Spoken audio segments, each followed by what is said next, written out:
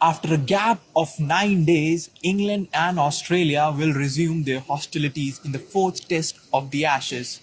The three Lions, after losing the first two tests, made a comeback in the third.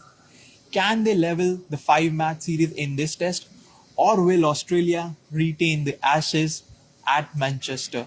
That's what we are going to discuss in this live. Hello and welcome to WION Sports Extra. I am Nikhil Mathur and I'm joined by my colleague Vidur Kathuria. Hi.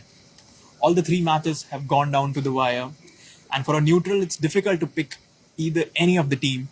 But after leading 0-2, it's Australia's Ashes to lose.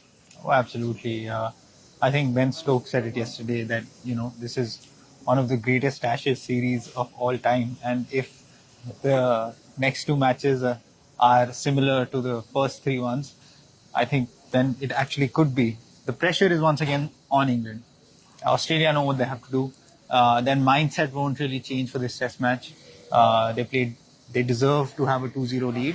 And of course, it took something special from England to pull it back to 2-1. The great thing about the series is that it can be 4-1 or it can be 3-2, 4-1 to Australia or 3-2 to England. That is the way, and that is the baseball approach that England have taken up. It's, something like all or nothing. Yeah.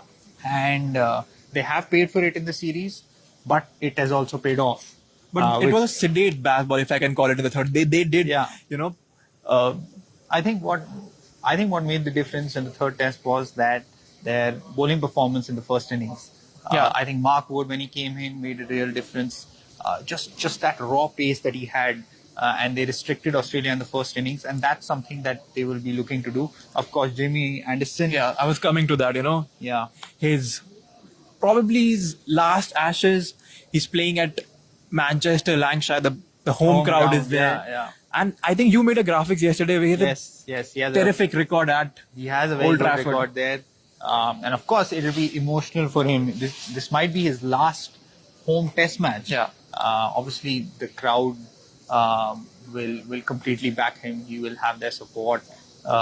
He is a legend of not just English cricket, he's a legend of world cricket. Yeah. He's the highest taking pacer of all time, highest wicket taker in terms of tests. So it's going to be a very emotional occasion.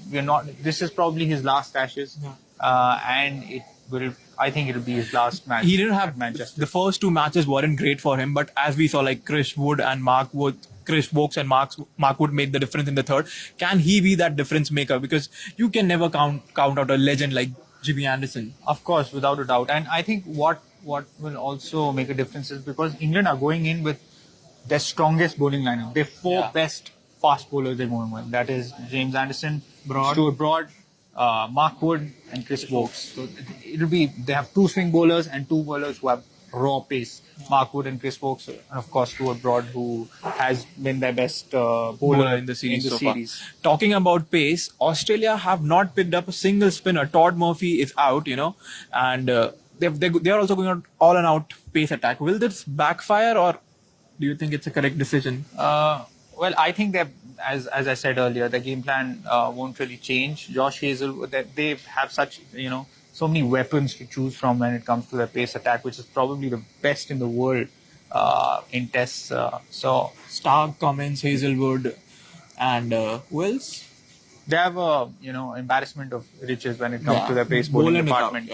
out, Boland is out, but I think Hazelwood, on his day, he can trouble any batter. And I think that this will really be an ultimate test for them.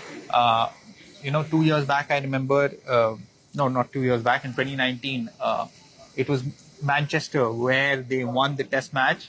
I think it was the fourth test match, and they retained the Ashes because they took a 2-1 lead. And I think they're, expecting hoping for something similar to happen and break English hearts again at Old Trafford. But for the neutrals, I mean, we all are hoping that it becomes 2-2 and then we have a finale. Decided that, it's this series has lived up to the expectations, and it's been great viewership on the pitch, off the pitch. There has been drama, there has been loads of it, and you expect more of that in the next two tests. So as as a neutral, you want it to be 2-2 because it sets up that decider. And again, Nikhil, no team except one, just one team, and that was the great Australian side of Don Bradman, has come from 2-0 down to win a 5-match Ashes series. But if there's any team that can do it, it's England. Ben Stokes is Ben England, Stokes is England. the baseball. Yeah. So, and the banter has been great. I mean, leave aside the long room altercation that happened. I mean, I saw Stephen Smith tweeting that, Alex Carey finally had a haircut and he paid for it and I am approved. So the banter has been good.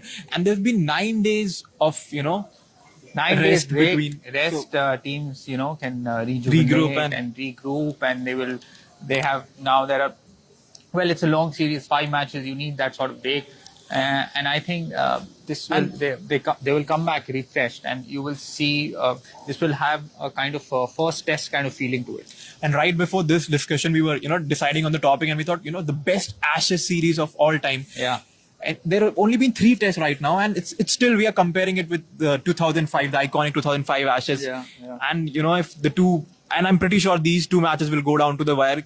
Do you think it's going to be the best Ashes? I think the 2005 Ashes that holds a special place in cricket fans' hearts, because it really led to a sort of change in the way people viewed Test cricket in England.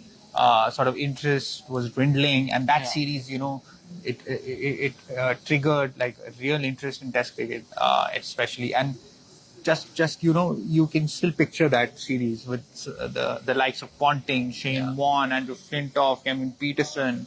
So and I think what happens is that we sometimes forget that something like that happened. But that series didn't see 5 results in 5 tests, which is something we will probably see in the series. So we have a couple of questions. Terry, thanks Terry for your comment. England can only if they can play with the same level of intensity and aggression. Of course, they can England win the 4 tests. Yeah, I don't think there'll be any lack of aggression. I think that is their game plan. That is their baseball coach, and Brendan McCullum has inculcated that in the team. There will be no. And they have shown that in the 3 matches that we have seen so far. Greg asks, what about the rain? Hope it doesn't cut the match short. Yeah, well, you never know with the rain in England. You never know. It might be sunny. But there will definitely be some rain over the course of the next 5 days, but nothing that will affect the match. The great thing about the series is, even if an entire day is washed out, you will probably still have a result. Baseball, they will do something, and you will get a result. No matter if it rains 3 days, 2 days, they are going to get a result. So that's the good thing for the neutrals about baseball, that you will definitely get a result. So our poll question: can England win the 4th Ashes Test? Yes, 46%, and no, 54%. Oh, interesting, very interesting. So obviously 54% feel that Australia will nick it this time around, and obviously Australia, remember, just need to avoid defeat to retain the Ashes. But we are not going to see that. It's not going to be a draw. We know that it's going to be a result. Either it's going to be Australia winning or England losing. So of course the match kicks off in just a short while from now, and we'll obviously have an update on that on our WION World of Sports show at 6:30 p.m. IST. But Nikhil, what else do you have? We'll also have the preview to the Open, the British Open, and Cameron Smith, the defending champion. He was a little emotional while returning his trophy. What is it called? The Claret Jug. The Claret Jug. And of course, it's the final golf major of the year, the 4th in the final.